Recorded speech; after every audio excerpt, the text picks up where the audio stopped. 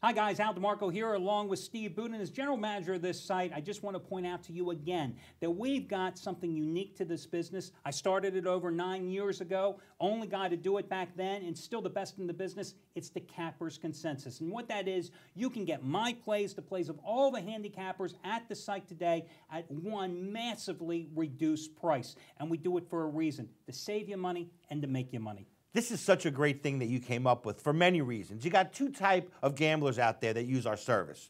The guys that have no opinion, and they latch on to a hot handicapper and trust his opinion.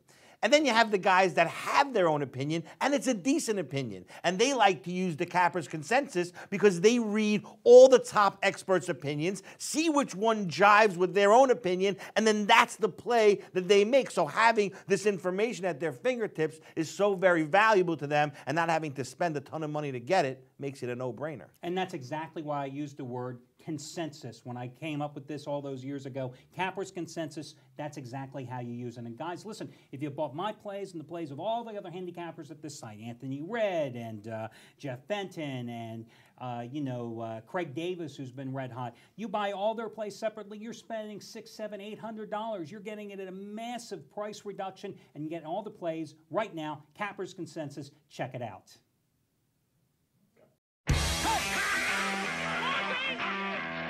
You need winners? Let the pros show you how to make money.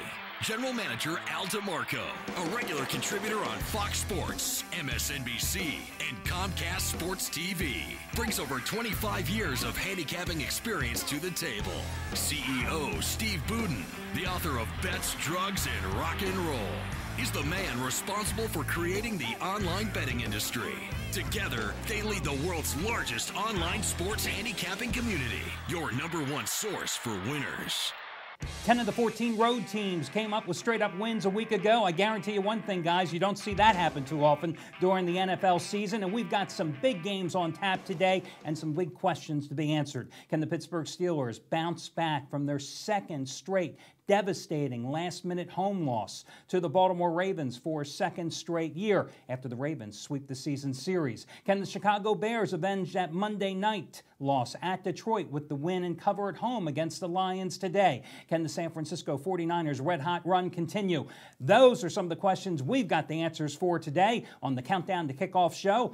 I'm Al DeMarco along with Steve Budin. This is the only national TV show that breaks down all of your games on the NFL card from a point spread perspective. I've been a sports handicapper for over 25 years, started my career as a reporter, so I used the knowledge I gained from covering teams and players, evaluating personnel, into making me a successful handicapper. Steve gives you a different perspective. Son of a bookmaker, a guy who really created what we now know as the offshore sportsbook industry some 20 years ago. So you look at it, as we say in the business, from the other side of the fence. Right, so I utilize my sources, my connections, the crews, the syndicates that I've been using for the last 4 years, ever since I started releasing my plays. One of my biggest crews, obviously the Baltimore crew.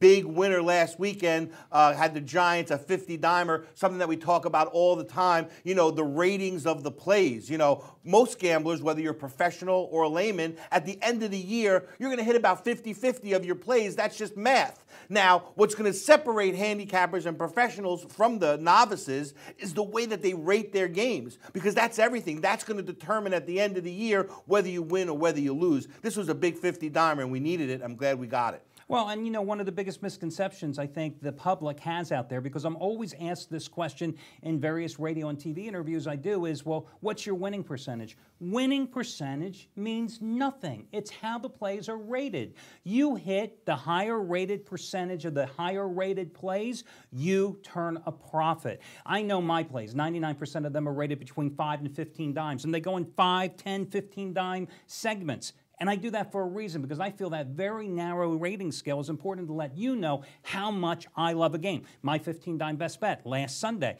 was, once again, the Green Bay Packers. Sweat job, granted, but you know they don't pay you less for a close game. They just pay you for a winner, or they don't pay you if you have a loser.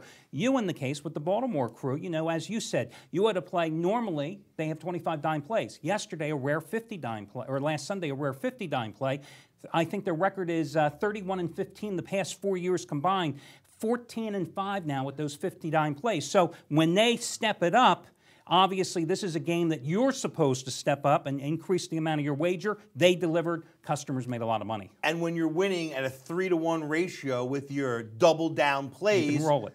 That's exactly correct. Hey, and a lot of games here to talk about, and we're going to delve into the first one, Pittsburgh-Cincinnati, in just a moment. But, guys, one thing that we haven't mentioned is that Steve is an author. 4 years ago, wrote Bets, Drugs, and Rock and Roll. It was the #1 bestseller in its category at Amazon for over 3 years. But you have some even more exciting news here about the book. Right. So we just signed a 1-year option and for the movie. So obviously now the next step is to find a producer, to get a new script writer, and to go ahead and get this done. It's not a guarantee that the movie gets done. These things are hard to predict. They're kind of like, the Tampa Bay Buccaneers every week. But hopefully, within a year or two, we'll see it on the silver screen. Hey, guys, if you'd like a free copy of Bet, Drugs, and Rock and Roll, all you've got to do is go to the website, send us an email at customer support. Just click on it, send us an email, send your name and your address so we can send it. It's free of charge. Amazing how many people will go ahead and send your name and forget the address, or you'll put your street address and you won't put your city and your zip code. We're handicappers, we're not psychics. So go to the website, send us the email, and we'll send you out a copy of the book for free this week. Let's get to the very first game here, Pittsburgh and Cincinnati. As I alluded to at the beginning of the show, the Steelers, of course, second straight year at home, losing outright in the final minute to Baltimore. Of course, lost their season opener to Baltimore, but the one thing the Steelers is resilient. Who knows? We'll have to think about that. But they are resilient following a game with Baltimore, covering 10 of the last 14 games after battling the Ravens. Cincinnati comes in here with 5 straight wins, but the Bengals have really benefited from a piece of cake schedule. They haven't played the Steelers. They haven't played the Ravens yet. They played one top-notch defense this year, and it was San Francisco. They lost the game. That defense held Andy Dalton to 156 yards, intercepted him 3 times. You're getting a great price because Pittsburgh's coming off the loss. Yeah, that, and people believe in the Bengals because of the way they've been playing. But I feel like what you said is absolutely true. The Bengals' success has come just as much because of who they played as how they've played. This is the first really elite team that they're going to face. And the Steelers, they've won 6 in a row, coming off of straight-up losses. I think that trend continues here. I think this is the bargain of the century. Maybe it's a trap, but I'm sticking both of my feet in here. I love the Steelers coming off a loss, minus the 3 points.